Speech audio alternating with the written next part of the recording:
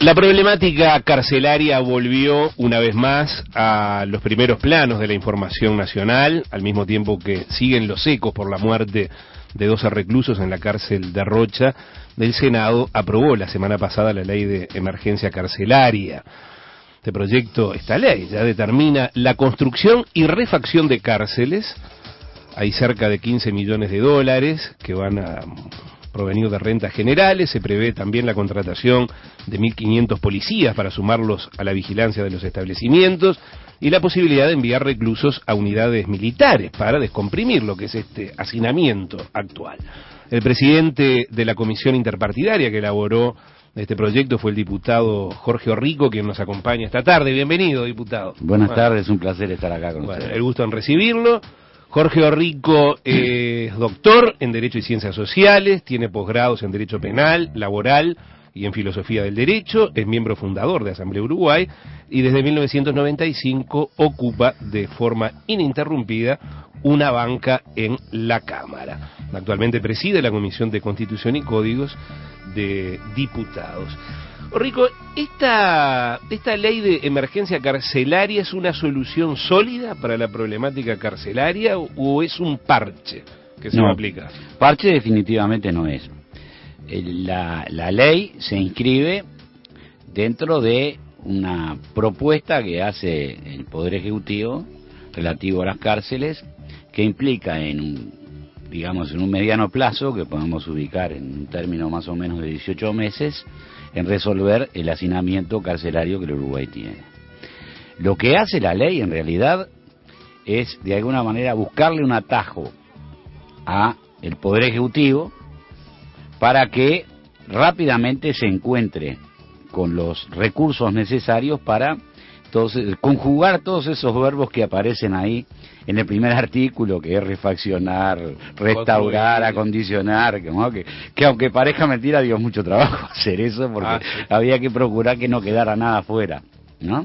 ¿Qué cosas se van a hacer? ¿Cuáles son las acciones? Y además es muy gracioso esto, porque en algún momento me dice uno de los que estábamos redactando, pero pusimos tanta cosa y nos olvidamos la compraventa. Digo, uy, tenés razón, porque claro, estábamos buscando tal en la redacción fina que nos olvidamos la gruesa, ¿no? Bueno, pero no, se incorporó naturalmente.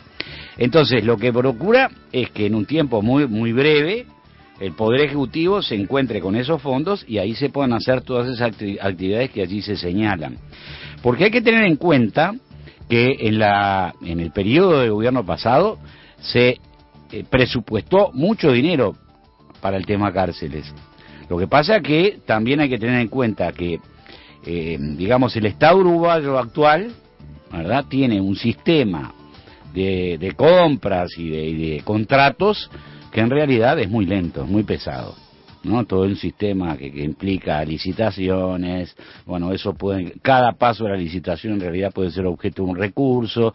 Una licitación hecha por el Estado uruguayo nunca va a demorar menos de 2 años y medio.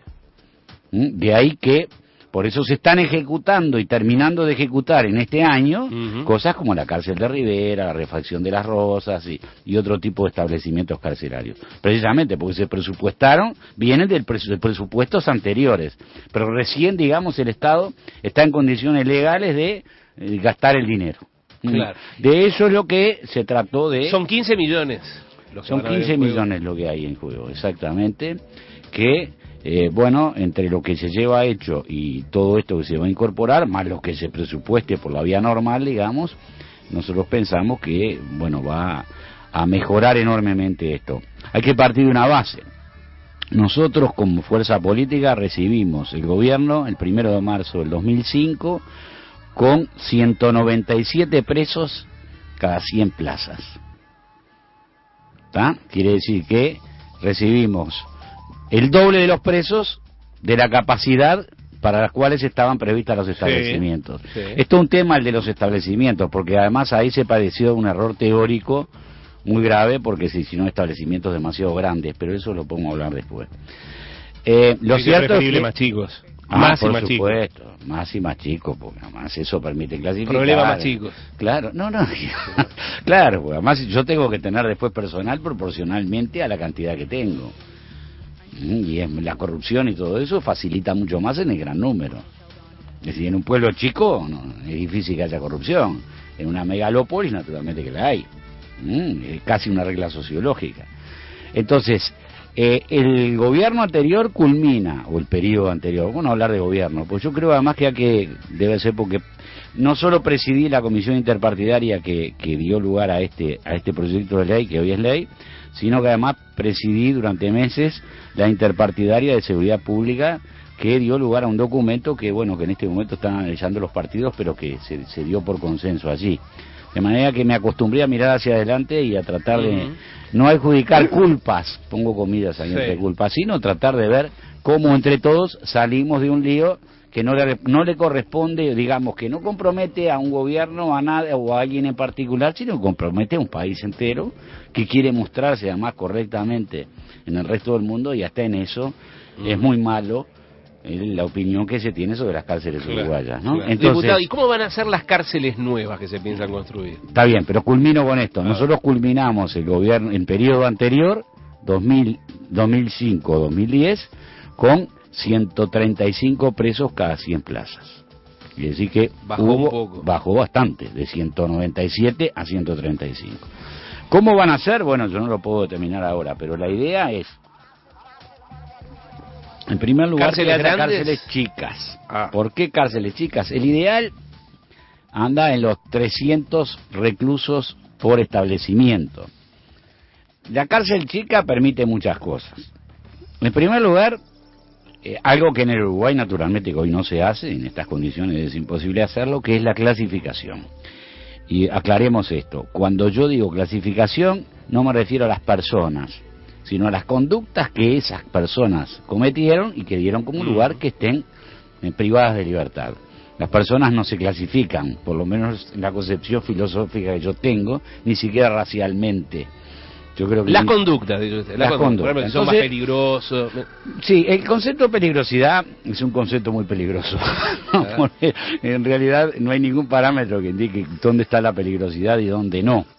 Pero en realidad sí podemos hablar de que hay determinadas conductas delictivas que requieren, por ejemplo, una capacidad intelectual mucho mayor de la que requiere un simple rapiñero que empuja y se lleva 200 pesos, que debe ser más o menos el monto común de las rapiñas en este país.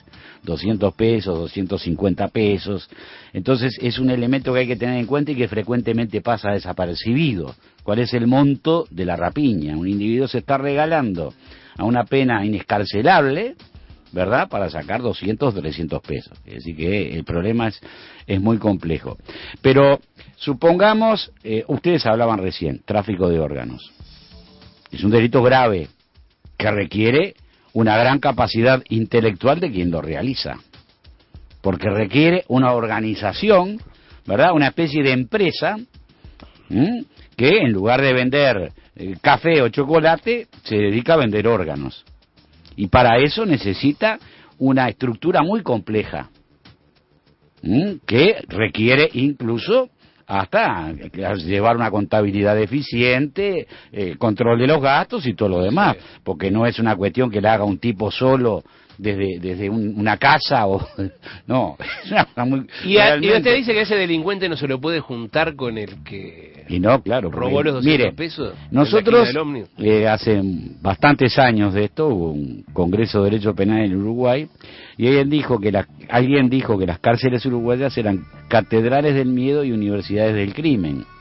En realidad la cárcel uruguaya se ha transformado en una especie de posgrado para mucha gente, porque supongamos el raterito, yo no estoy justificando que el ratero sea alguien al que haya que felicitar, ¿no? No, es una conducta reprobable, pero no podemos comparar lo que es un individuo que en forma yo diría además sin inteligencia alguna, prácticamente sin planificación, sin nada, a tal punto que los agarran frecuentemente 3 cuadras después.